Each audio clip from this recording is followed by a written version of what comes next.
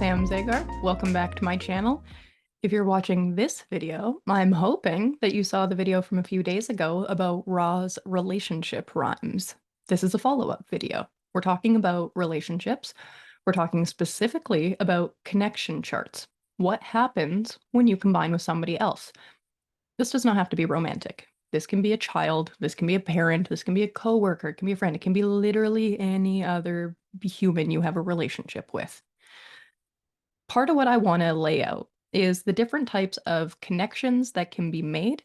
They are called either dominance, compromise, companionship, or electromagnetic. I also want to acknowledge there's just a no connection, as in nothing is happening. It doesn't really have an effect really in the relationship. That's actually more significant than you might realize. The way that I'm going to walk you through this is the way that I walked myself through this in the beginning when I was learning. Now, I'm someone who learned on my own. And so there was a heavy trial and error process to how I learned things. But one of the cool things was that there would be the way that I would learn things, and then I would figure out the way that you were supposed to learn it, and it would validate for me whether I was kind of on the right path or not, whether intuitively I was sussing out what this system was laying down for me. When I first looked up connection charts, I did it on Genetic Matrix. At the bottom of the connection chart, it will tell you this is the dominance channel, this is the compromise channel, this is the electromagnetic.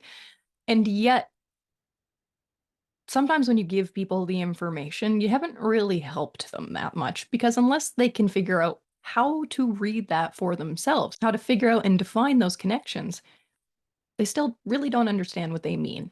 And so I'm going to verbally walk you through how I did this in my own body graph. What I did was I went through every single gate while looking at my body graph and my partner's body graph. I started with just the gates in my personality side. Now, my personality sun gate is gate 5. When I look where that is, that's in the sacral center. The other side of the channel of rhythm is gate 15. So when I'm looking at my partner's body graph, what I'm looking for is, does this person have gate 5 like I do?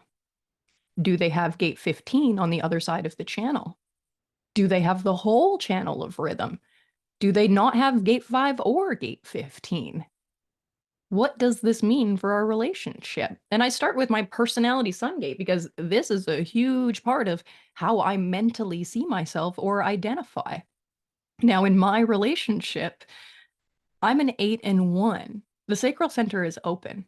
I know that because the sacral center is open, there's no connection. There's nothing going on from my partner that's going to do much for this gate 5. They don't have 15 on the other side of the channel. They don't have the whole channel. There's no electromagnetic. There's no compromise. There's no dominance. Nothing's going on there.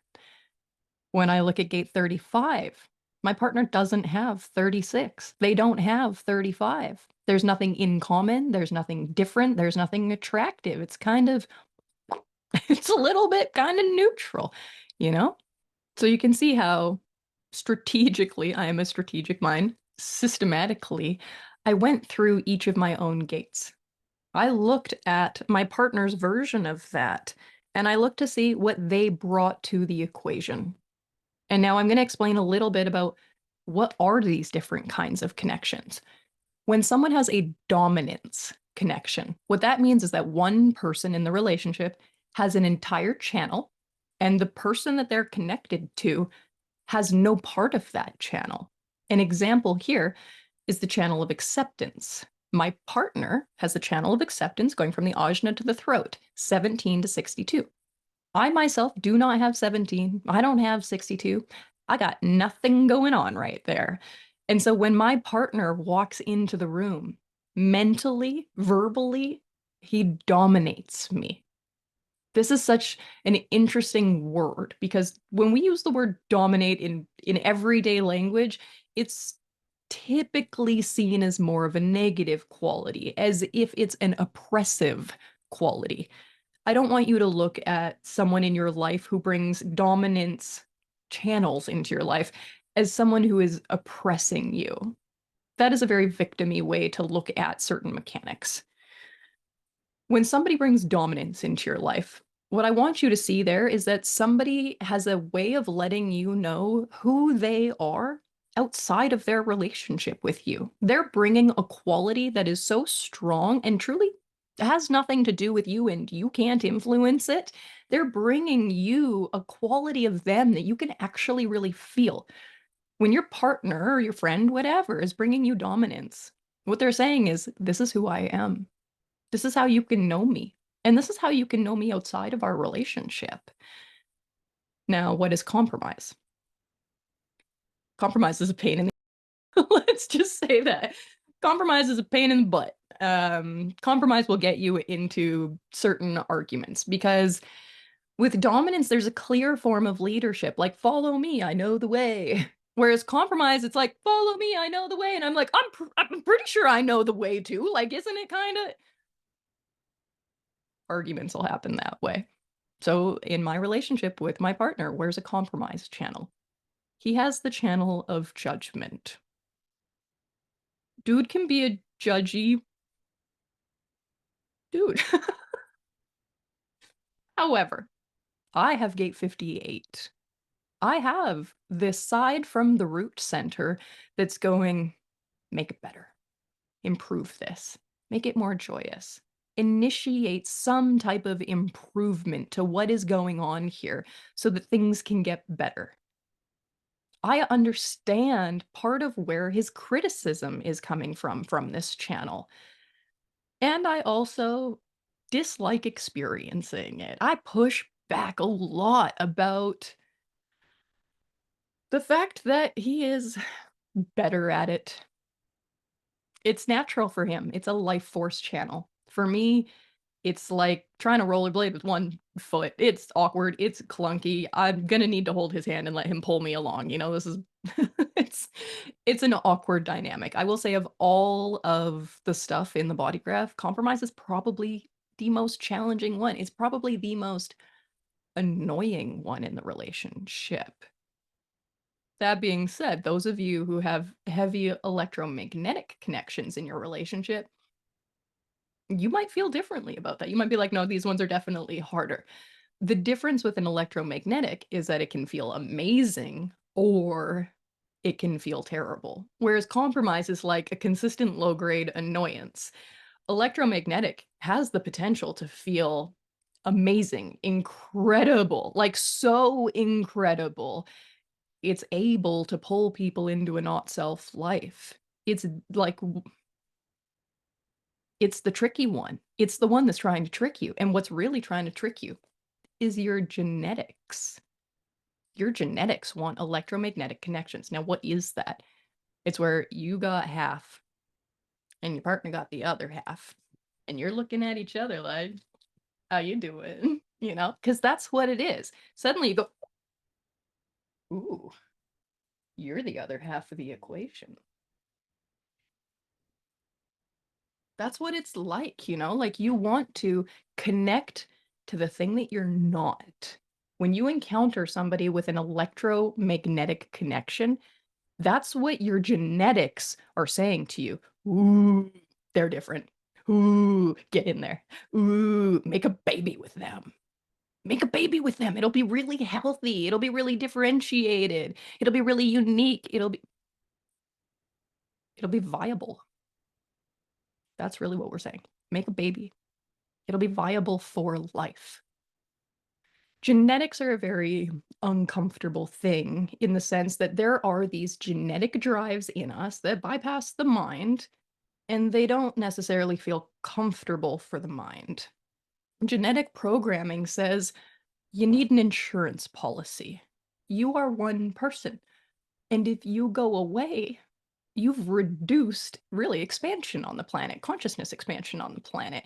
And so you have to make one more of you in order to replace you, in order to continue growing this huge matrix experiment of consciousness. I did it. I have one child.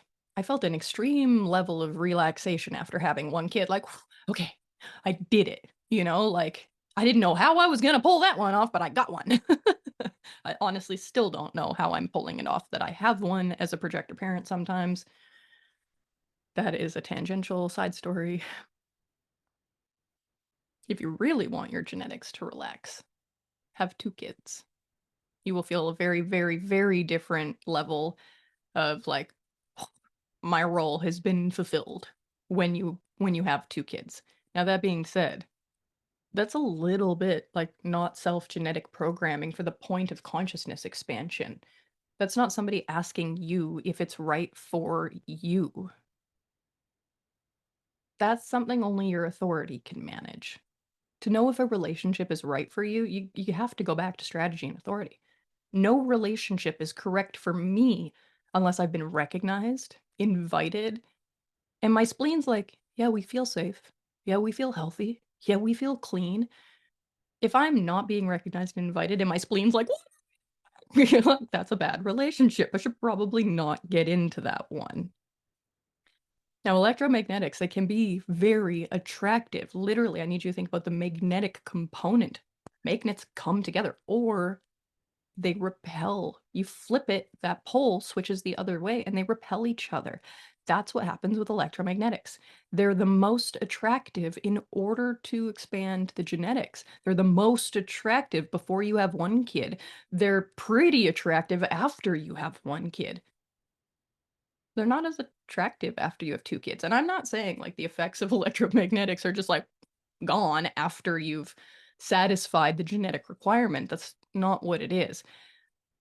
But you will feel a sense of, like, calmness or pressure that's been relieved in the body. You might feel like it's more okay for you to explore, like, more philosophical pursuits rather than, like, familial pursuits.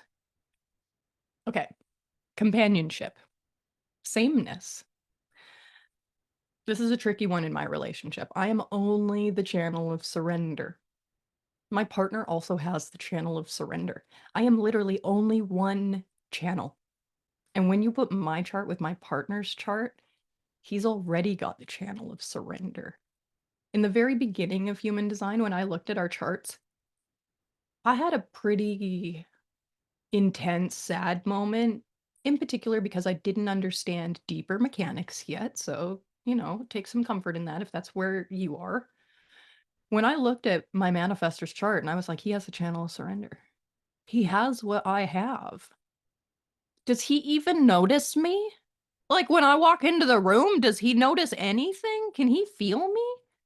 Holy crap, he doesn't amplify me. Am I invisible? And as a projector, well, I mean, I think you can feel the like the bitterness, victim, whiny, like, "Ah!"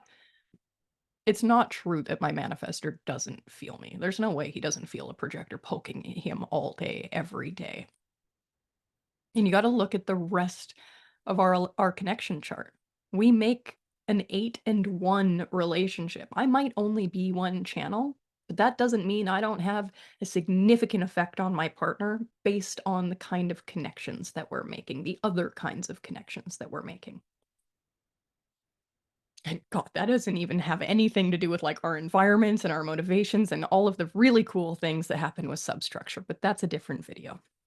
Okay, so the types of connections that can be made. You can have absolutely no connection. There can just be nothing going on. That's a very neutral kind of cool thing. You can have companionship, as in we have the same, we relate, it's comfortable. I get you. You have electromagnetic.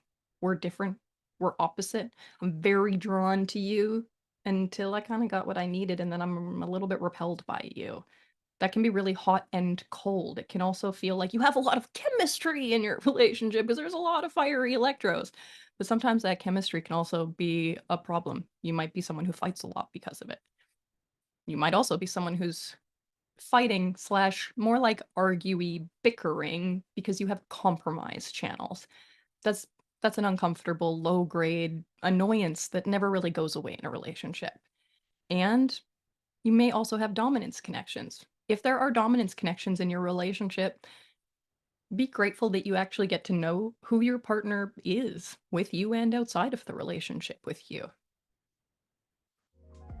All right, good enough. I'll see you next week.